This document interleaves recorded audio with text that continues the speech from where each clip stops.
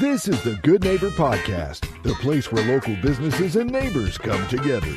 Here's your host, Joe Longo. Welcome to the Good Neighbor Podcast Live. Are you in need of a little magic in your life?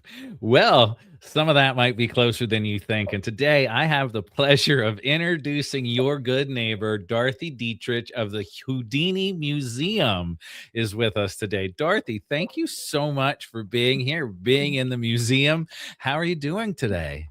Everything is just peachy. Life's Uh, Just peachy. Thanks for joining us. I would love to know, how did the Houdini Museum come to be? Well, basically, we started off, myself and Dick Brooks, we're partners. We've been partners since the 70s.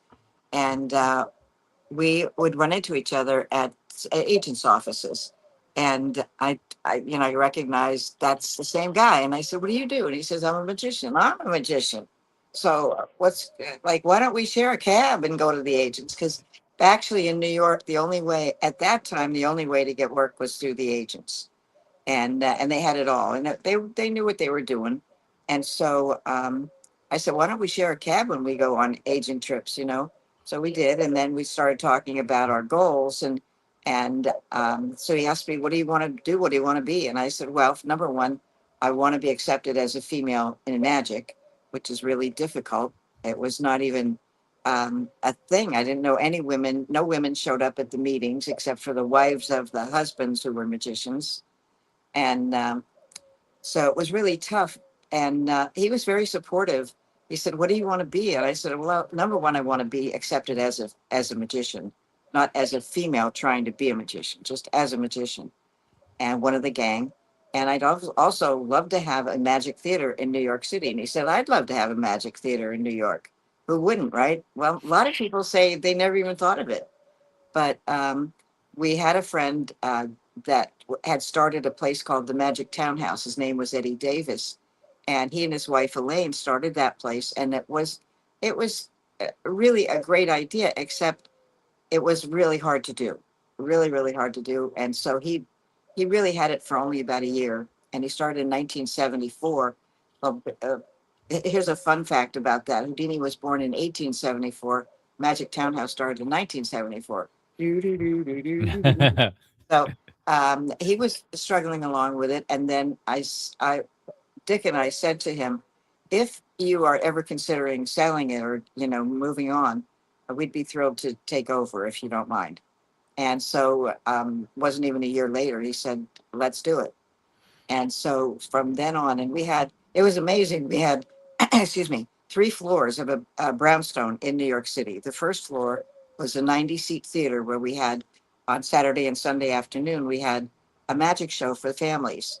And at the back end of that room was the magic store. So then on the next floor up was our, get ready for the ooh la la. Are you ready? Mhm. The next floor was our magic cabaret. Mm. Fun. Ooh la. Ooh la la. And that was wonderful. On Friday and Saturday night, we would have dinner for people and a magic show, which we had hired 3 magicians to be the main staff. And but that wasn't it.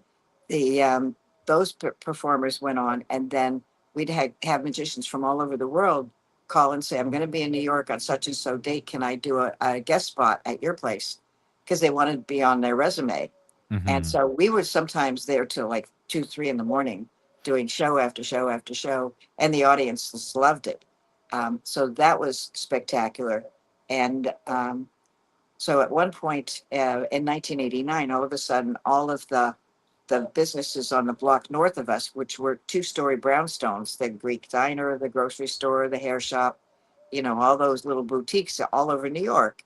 And they all got sold, sold, sold. They ripped them all down and built this gigantic building and put a sign on top that said Trump Plaza. Now Mm. that shouldn't have meant anything, except it did to our landlord. She decided that instead of us paying $4,800 a month for rent, we should pay $30,000 Mm. a month. I said, "Nobody's going to do that. If you had 30,000, to pay for rent, you would buy a building. You wouldn't rent. So no, you're not going to get that money. You're putting us out of business. She didn't care. So and our rent was $4,800 a month, but we also paid electric, gas, sewer, the garbage bill, and any repairs. She didn't cover any repairs. So yeah, it was heartbreaking to have to go, and we started looking around the city. We couldn't get a lease for more than 3 years, which is nothing. And so we said we got to buy us something somewhere. So we looked around New York, Brooklyn, Bronx, Queens. Nothing was the things that were affordable. We would go there in the daytime and it was fine, and then go back at night and go, oh, no, no good. Mm-hmm. And so we said, all right, let's find a place that has connection to Houdini that's within driving distance of New York, because we still wanted to work with the agents, of course.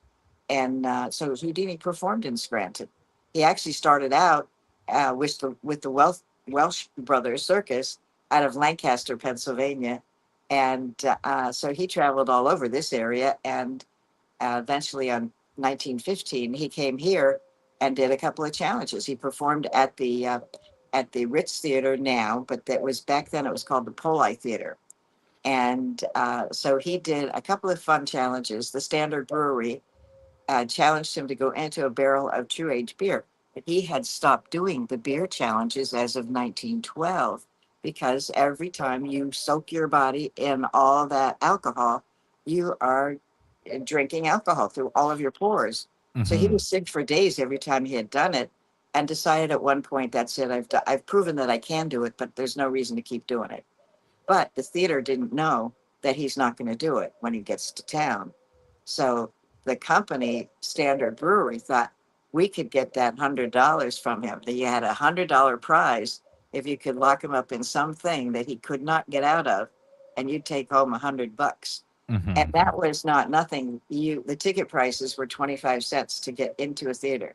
So $100 was awesome. And you could Mm-hmm. buy 4 pounds of meat for 25 cents.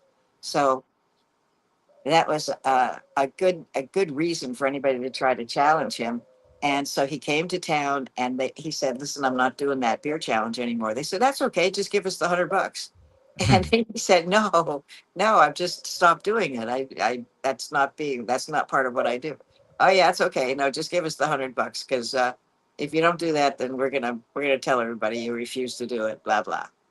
And so he did it one more time in 1915. The J.B. Woolsey employees, they were a home furnishing company making furniture, and they had built a packing crate on stage. They brought the wood. They brought lots and lots of 2-inch wood, made a box, and nailed him in with 7 pounds of nails on stage live. And he got out. It took him forever to build it, and he got out in 6 minutes. Wow.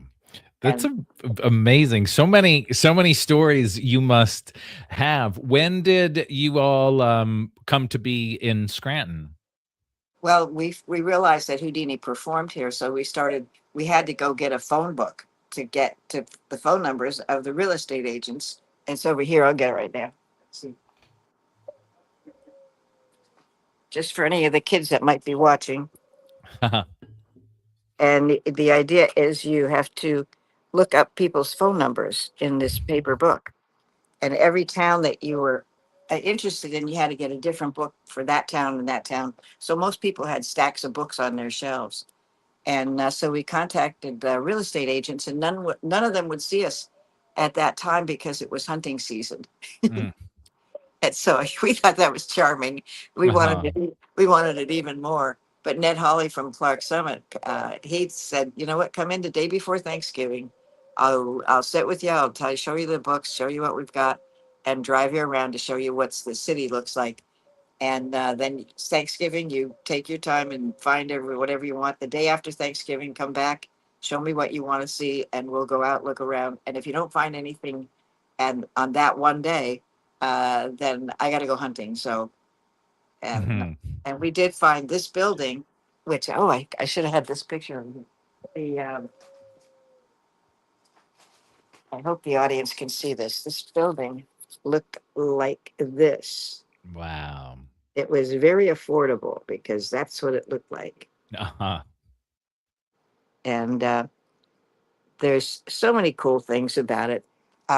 Number one, we were a lot younger, and we had kickapoo juice that would last for days and days. So it didn't matter to us that it was a rough shape, because we thought, for number one, it had the tall ceiling, which you need if you're going to put a stage in, and the ceiling was nice and high. But in the attic and the basement, we found these things, these ceiling tiles, all stacked up all over the place, and we thought, holy cow, if that could be put together, that's going to be freaking awesome. Because it's, if you look at the design in here, there's arches there, Mm-hmm. and there's actually an angel in each corner of the ceiling. Let's see, of the white part of the ceiling. Let me see if I can. Mm-hmm. Anyway, the place, it was really, because it was in such bad shape, it was easy to start and go start from scratch and build what you want it to be. And so the stage is marvelous, and Mm-hmm. that's my chickie Uh-huh. poo.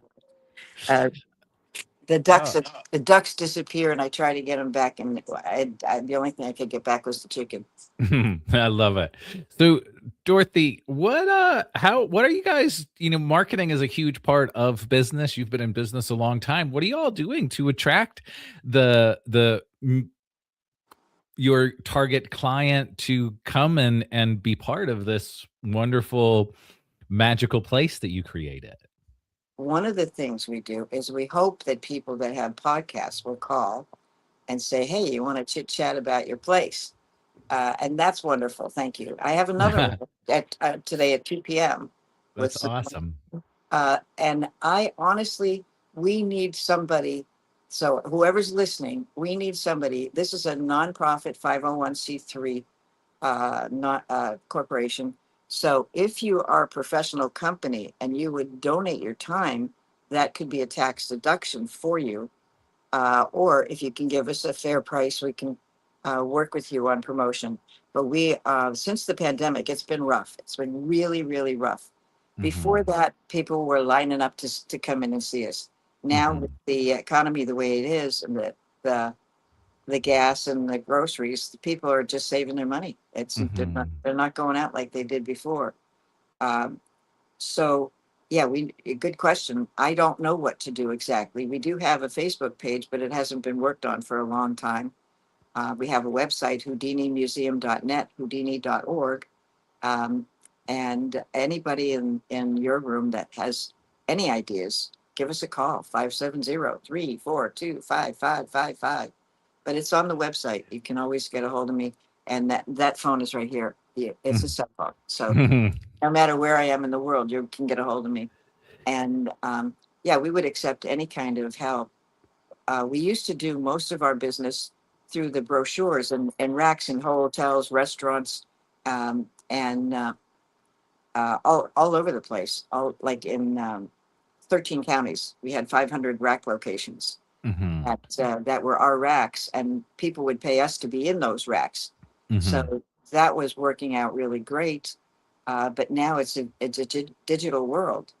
Uh, Mhm. the one thing that just happened with this last week was I got a call from the Hilton Hotel saying they're doing a what they call it, a kiosk that's going to be a digital brochure rack. Mhm. So it'll tell you what's in town, what are the attractions, where are the restaurants, all that kind of thing. So they want us to be in that, and that should be very helpful, because that's a very active hotel. They get a lot of conventions and that kind of thing, and Mhm. hotel visitors. What do you call it? People that are in the area to see all the sites. So outside of your time in the museum and magic, what do you do for fun? I go to other magic conventions and magic. I'll tell you what I did for that was incredible this last week. Um, the the New York Public Library for the Performing Arts at Lincoln Center showed the film that we saved from being lost forever. Mhm. It's called the Grim Game. And this is another announcement to anybody that has a place that you want to do something special, either for a fundraiser or whatever. just to have fun. The Grimm Game is a 1 hour and 10 minute film that Houdini performed in and starred in. The cool thing, there's so many cool things about his life. Um, at that point in his life, when he started doing the movies, he already had boatloads of money. He had everything that he could possibly need. He was so famous and everybody loved him. He thought he would go to Hollywood and be an actor in the films. Well, if you look at any of the publicity, oh, there's a picture here, poster right there. His name is bigger than any of the titles of any of the films. The let's see, I'm going to take you over here. This is a wall full of movie posters of all the movies that he was in. He had the first midair plane crash in a film, the first submarine in a film. He started his own Houdini Picture Corporation. And there he is in Hal Dane of the Secret Service. And the Grimm Game was the best film of them all. And so that was pretty cool. I'm running back to the other place. The we knew a guy, Larry Weeks from Brooklyn, who had the only copy of the film in his collection. He actually had about 60 film canisters of the big films. He had Houdini movies, he had vaudeville shows, and all kinds of stuff, which I don't even know all that he had. I've got to talk to his buddy, uh, Fred, who knows more about that. But Fred should have gotten those films because he took care of Larry at the end of his life. But anyway, uh, that film is incredibly good film. It was produced by Paramount Pictures,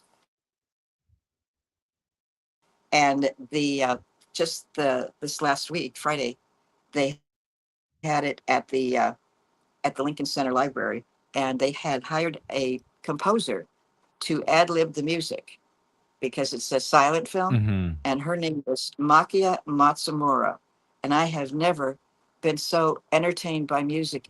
I mean, she brought that film to life, and at moments in the film when it was like an exciting moment, like a lot of drama, she was on that piano like this. And I was like, how the heck did she even do it? She had to be exhausted by the time it was done. Uh, Sure. but it was marvelous. It was so marvelous. But yeah, if Oh, anybody wants to do that, we can set up a screening and talk about it and have a lot of fun. Dorothy, you are a wealth of information. We can talk for days, Yeah, and absolutely. unfortunately, we're a short form. We're a short form podcast. So, as we, come to a close, could you tell our listeners one thing that you would like them to remember about you and the Houdini Museum, and maybe what magic means to you? Well, I'll tell you what, he changed my life because when I was a kid, I grew up with a dad who was an alcoholic that beat my mom and the kids. My mom had 9 kids, and I also went to Catholic school when it was a time when it was okay to whack-a-mole the kids for no reason. It was just crazy time. And so I was afraid to go to school. I was afraid to go home. And one day a magician came to our school and did magic show. And I was like blown away. And all the kids in the room, like usually, you know how kids are, not paying attention ever when they have a program going on. Not in this case. They were riveted to this show. And I said to the teacher, "What is that? What was that?" She said, "He's a magician." I said, "Does he get paid to do that?" And she said, "Yeah, he does." And I said, "Do you think I could do that?" And she said, "Maybe, I don't know." She took me to the library, got me a book on magic, and it was written by Walter B. Gibson, who was also the author of the Shadow series. And he wrote in that book that, do you know what the Shadow series was? It was a radio show. Mm-mm. And the kicker to that show was at the end of it, it was like detectives and bad guys. And at the end, when they captured everybody, the announcer Orson Welles would come out online and go, "Who knows what evil lurks in the Mm. hearts of men?" And everybody in the audience goes, "The Shadow knows." And so, yeah, that was a wonderful program. But in that book, he said that Houdini ran away from home at 12 years old, and it opened my life changed immediately. And so I went to every library, got every magic book that I could get, and started to put together a show. And I thought this could be my thing. I could get out of here. I could go and earn money elsewhere to help my mom. And that was my goal. My main thing was she was working day and night. And he was just blowing the money on booze, you know? Mm-hmm. And so, and she even lost her house at one point because she gave him the money to drive to the place to pay the real estate tax, and he didn't do it. So, Mm-hmm. and it was just heartbreaking. So anyway, I did all kinds of work, you know, rake leaves, shovel snow, whatever I had to do, babysit. And whenever I saw balloons on a porch or a fence, I'd say, "Hey, you want to see some magic?" And I'd go do some magic, and I'd save some money. And then finally, when I got $3,000 saved up, I ran. My girlfriend's older brother was bragging that he was going to drive a sports car to New York City for the car dealer to sell. And I said, "Ask him if I can go." And then it blew up from that on, because Mm-hmm. now I'm in New York, and I only had 3,000. I didn't know if it was enough money or not, and I looked at the newspaper stand, and there was show business newspaper right in the middle of the stand. I went, oh my God! If the red sports car and then the newspaper, everything was kind of like going, here you go, girl, here you go. And then I looked in the paper, and three gals were looking for another gal to share the rent, and my share was 150 a month. Mm.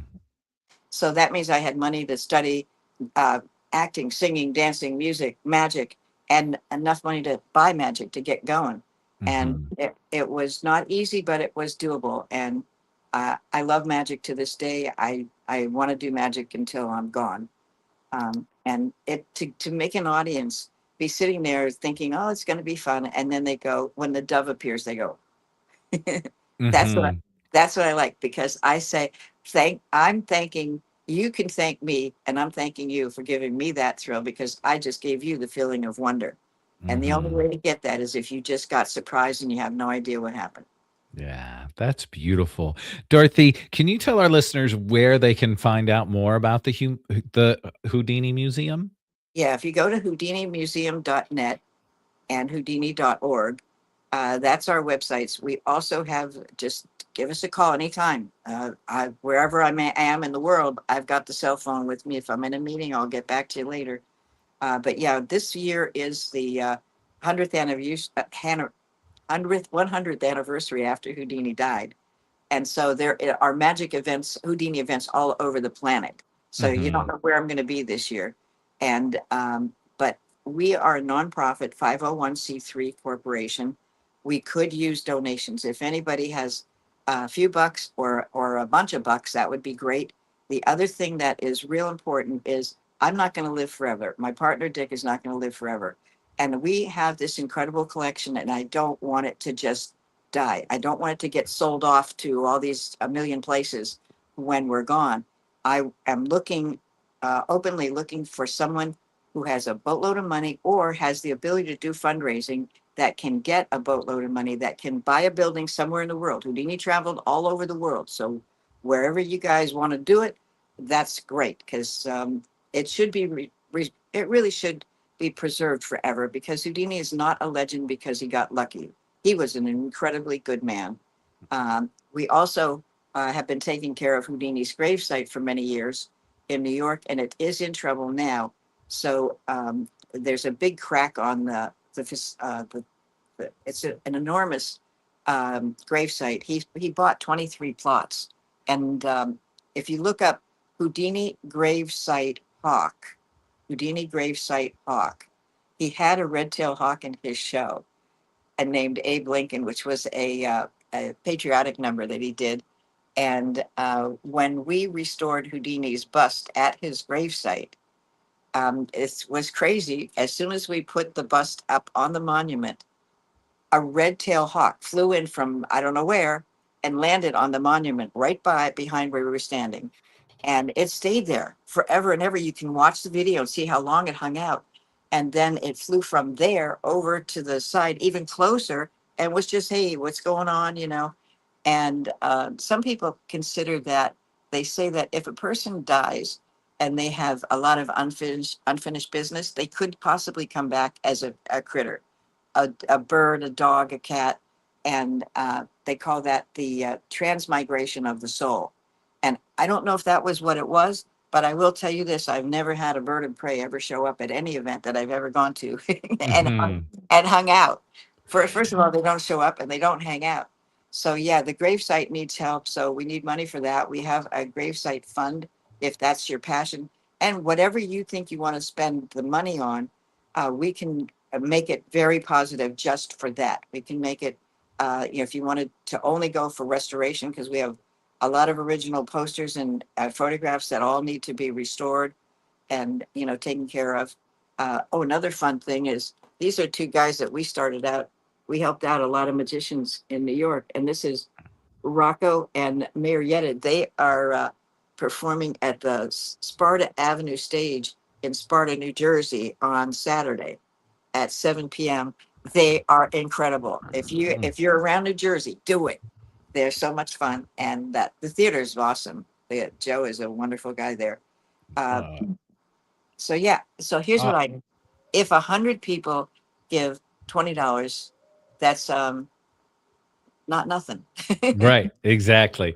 Dorothy, it has been a pleasure talking to you. From everybody at the Good Neighbor podcast, we wish you and the museum so much success moving forward with everything that you're doing.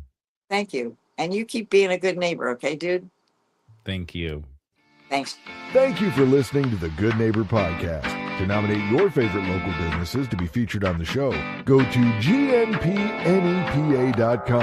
That's gnpnepa.com. Or call 570-908-4334.